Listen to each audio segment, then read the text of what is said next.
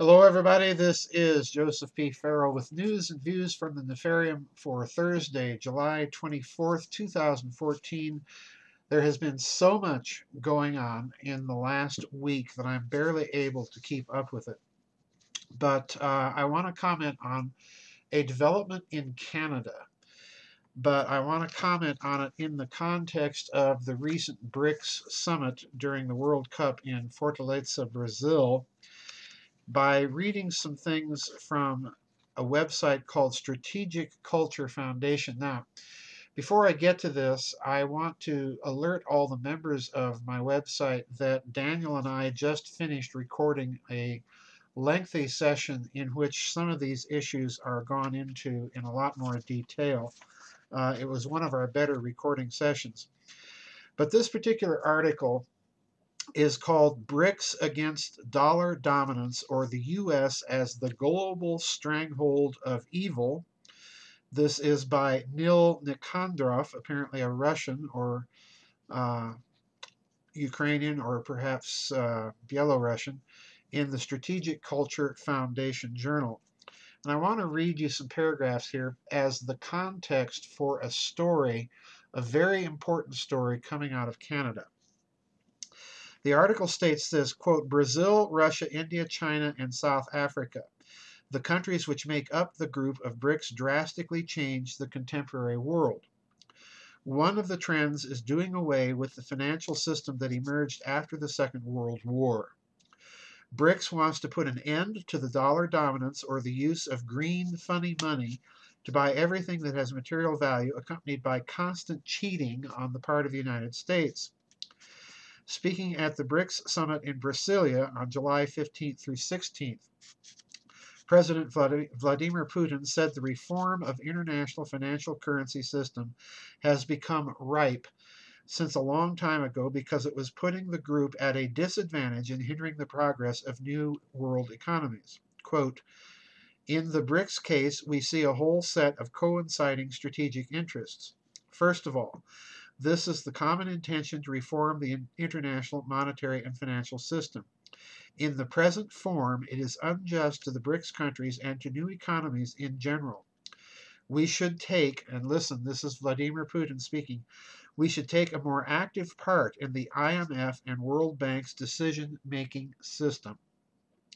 The international monetary system itself depends a lot on the US dollar, or to be precise, on the monetary and financial policy of the U.S. authorities.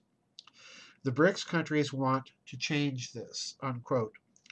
There is an urgent need to include BRICS as an equal partner in the decision-making process of the International Monetary Fund and the World Bank.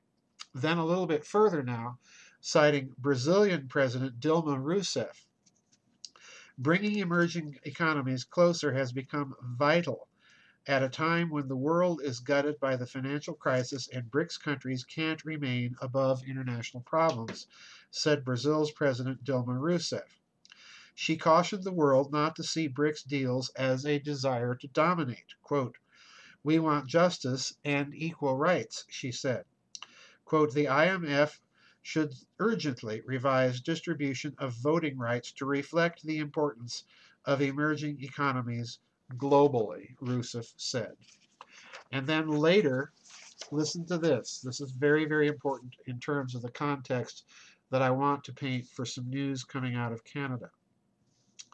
The 5 BRICS countries represent almost 3 billion people with a combined nominal gross domestic product of $16 trillion and an estimated $4 trillion in combined foreign reserves.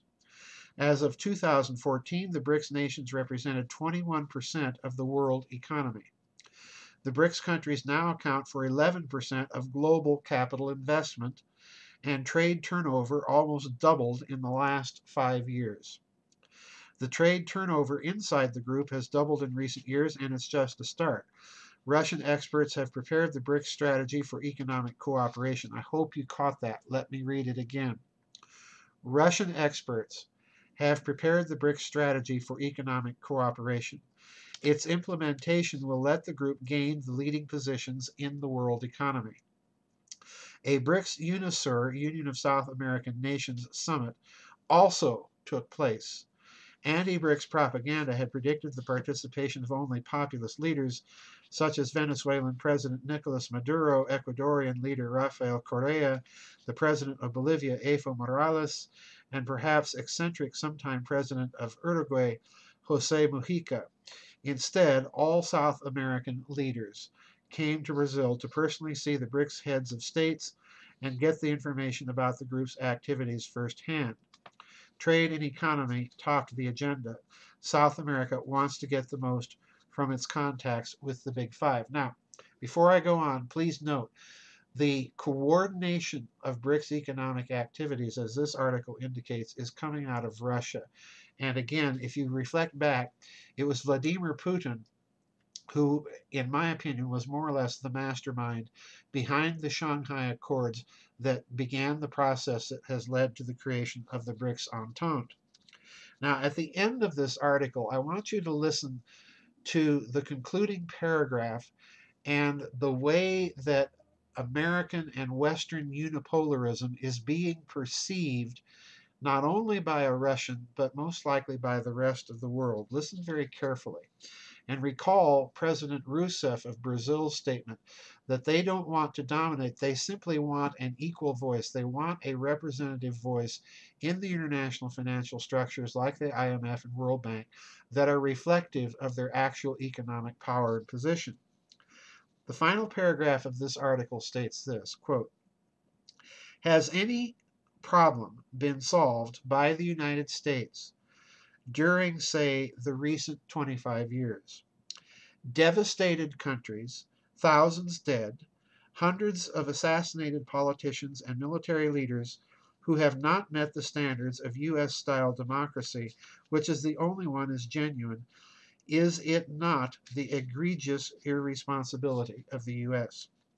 Normal people are scared by the U.S.'s strong desire to create a Pax Americana on the ruins of other more ancient and, in a way, more perfect civilizations.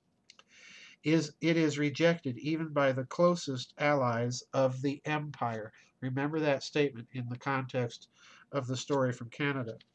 "Reasonable leaders watch with concern the irrevocable movement of the United States turning into the global center of evil." Now, obviously, all of that is propaganda and a bit of over-the-top rhetoric, but nonetheless, it is a perception that, given the heavy-handedness of American unilateralism since the collapse of the Soviet Union, and more particularly, most recently in the Ukraine, and with the heavy fines that were slapped on BNP Paribas and coming on Commerzbank and Deutsche Bank, and the spying on European allies, this is all beginning to be counterproductive, if not to backfire completely. So now, in this context, I want you to recall something that I've been warning about. I've been warning that two can play the covert operations game. And inevitably, if you continue the heavy-handed behavior, you're going to see the empire start to fray around the edges. Now, this is an article that was posted on endofamerica.com citing 24-hour news coverage from Vancouver, British Columbia. Listen to this very, very carefully, because I think what you see in this article is the emergence of something new in the game. Premier Christy Clark, that's the Premier of British Columbia, has set her sights on having British Columbia become the first North American international trade center for China's currency, the renminbi. Clark made the announcement Monday at the Asia-Pacific Economic Cooperation Forum in downtown Vancouver as prominent members of the Chinese government and private enterprises were here to visit. Quote, "We want to take that next step and become the first international trading center for renminbi in Canada right here in Vancouver," unquote, she said, adding that she expects aid from the head of the Agricultural Bank of China to make this happen.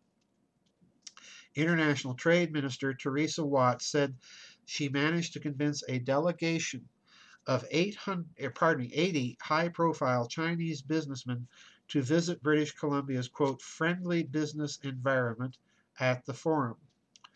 Clark promised that regulations would be kept to a minimum to promote business. Quote, our goal, and remember, this is the Prime Minister of British Columbia, our goal is to have 5 new head offices from Asia here in Vancouver and establish those by the year 2000.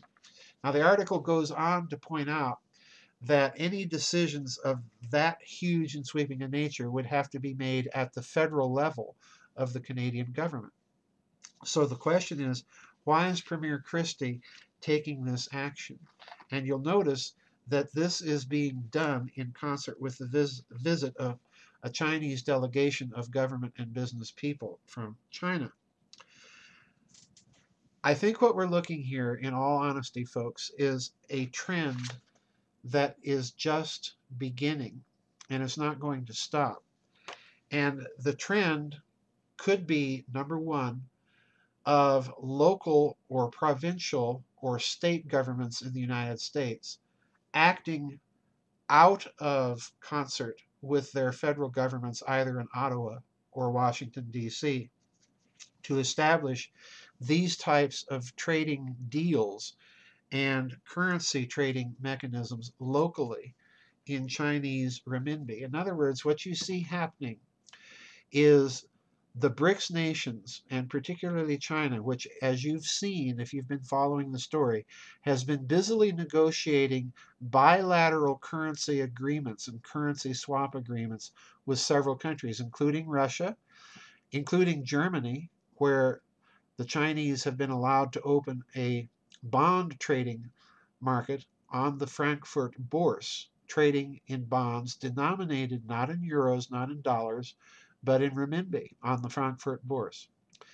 You've seen these types of bilateral currency deals being worked out between all the nations of the BRICS bloc.